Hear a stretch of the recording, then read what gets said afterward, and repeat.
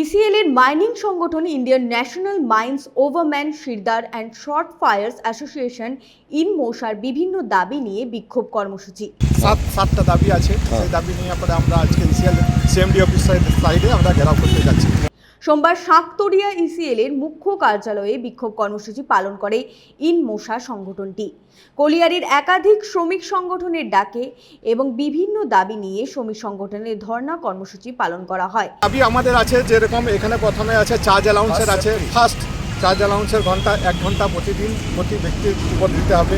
তারপরে সব কমিটিতে ইনমোসার প্রতিনিধিত্ব হওয়া চাই প্রতিটি কমিটিতে।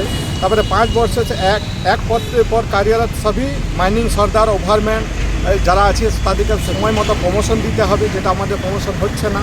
হ্যাঁ, মাইনিং স্টাফকে চিকিৎসার সুবিধা দিতে হবে, যেসব চিকিৎসার আমরা সুবিধা পাই না। এদিনের কর্মসূচিতে উপস্থিত ছিলেন ইনমোসা সহ অন্যান্য কর্মীরা। কুলটি থেকে বান্টি খানের রিপোর্ট, 99 নিউজ বাংলা।